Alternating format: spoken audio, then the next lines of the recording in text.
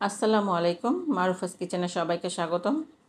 আজকে আপনাদের জন্য একটি মজাদার পুডিংয়ের রেসিপি নিয়ে হাজির হয়েছি। পুডিং তো আমরা কম বেশি সবাই বাড়িতে তৈরি করে থাকি, কিন্তু সুজি দিয়েও যে পুডিং হয় সেটা কিন্তু আমরা অনেকেই জানি না।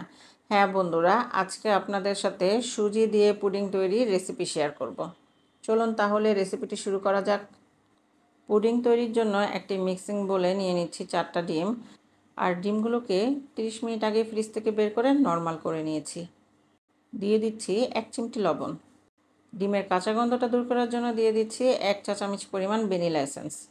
এখন একটি হুইস্কের সাহায্যে সব কিছু ভালো করে মিশিয়ে নিচ্ছি। এই পর্যায়ে অ্যাড করে দিচ্ছি হাফ কাপ চিনি। চিনিটাকে আমি ব্লেন্ডারে গুঁড়া করে নিয়েছি। এখন আবার সব কিছুকে ভালো করে মিশিয়ে নিচ্ছি। চিনির দানাগুলো গলে যাওয়া পর্যন্ত বারবার নেড়েচেড়ে এটাকে মিশিয়ে নিতে হবে। এখন অ্যাড করে দিচ্ছি হাফ কাপ সুজি। সুজিটাকে আমি ব্লেন্ডারে গুঁড়া করে নিয়েছি। এখন আবার সব কিছুকে ভালো করে মিশিয়ে নিচ্ছি। আমি এই পুডিংটায় হাফ কাপ চিনি অ্যাড করেছি। আসলে চিনিটা যার যার স্বাদ মতোই অ্যাড করে নেবেন। আমি এখানে আমার যতটুকু পরিমাণ চিনির দরকার ঠিক ততটাই অ্যাড করে দিয়েছি।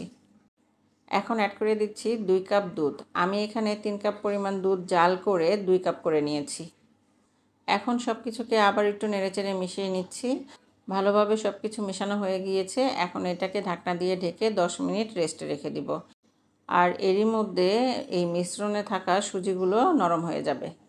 ক্যারামেল তৈরি করার জন্য চুলায় একটি প্যান বসিয়ে দিয়েছি আর দিয়ে দিলাম 1/4 কাপ চিনি। চিনিটাকে আমি একটু ছড়িয়ে দিচ্ছি। আমি এখানে কোনো প্রকার পানি ব্যবহার করব না। এটা আপনি গলে ক্যারামেল তৈরি হয়ে যাবে। 4 মিনিটের মধ্যেই ক্যারামেলটা তৈরি হয়ে গিয়েছে। এখন পুডিংটা যে পাত্রে সেট করব ক্যারামেলটা সেই মোল্ডেই ঢেলে নিচ্ছি। এখন মোল্ডটাকে ঘুরিয়ে মোল্ডের চারপাশে ক্যারামেলটা সেট করে নিচ্ছি। 10 মিনিট পর চলে এলাম। আর এইদিকে আমার বেটারটা পুরোপুরি রেডি। এখন আমি এটাকে আবার একটু নেড়েচেড়ে মিশিয়ে নিব। ক্যারামেলটা ঠান্ডা হয়ে মোল্ডে সেট হয়ে গিয়েছে। এখন আমি মিশ্রণটা এই মোল্ডে ঢেলে দিচ্ছি। এই পুডিংটা আমি চুলায় তৈরি করব।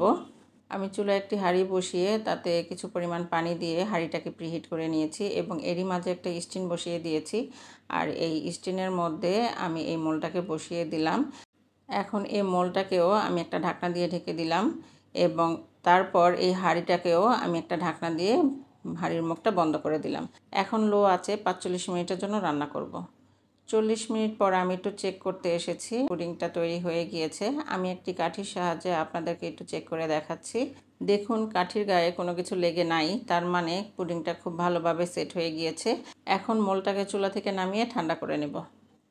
1 ঘন্টা পর পুডিংটা পুরোপুরি ঠান্ডা হয়ে গিয়েছে। এখন একটি স্প্যাচুলার সাহায্যে পুডিংয়ের মুখটাকে ছাড়িয়ে নিয়ে পুডিংটাকে আমি মোল্ড আউট করে নিচ্ছি। দেখুন কত সুন্দরভাবে পুডিংটা সেট হয়ে গিয়েছে এবং কালারটাও এসেছে মাশাআল্লাহ, অনেক সুন্দর। এই পুডিংটা দেখতে যত লোভনীয় হয়েছে, খেতেও কিন্তু হয়েছিল অনেক মজা। খুব সহজে এই মজাদার পুডিংটি বাড়িতে তৈরি করে নিতে পারেন। আর আমার এই রেসিপিটি আপনাদের কেমন লেগেছে কমেন্ট করে জানাবেন। আর এই রেসিপিটি ভালো লেগে থাকলে লাইক, কমেন্ট, শেয়ার করে আমার পাশে থাকবেন। আজ এই পর্যন্তই। সবাই ভালো থাকবেন। আল্লাহ হাফেজ।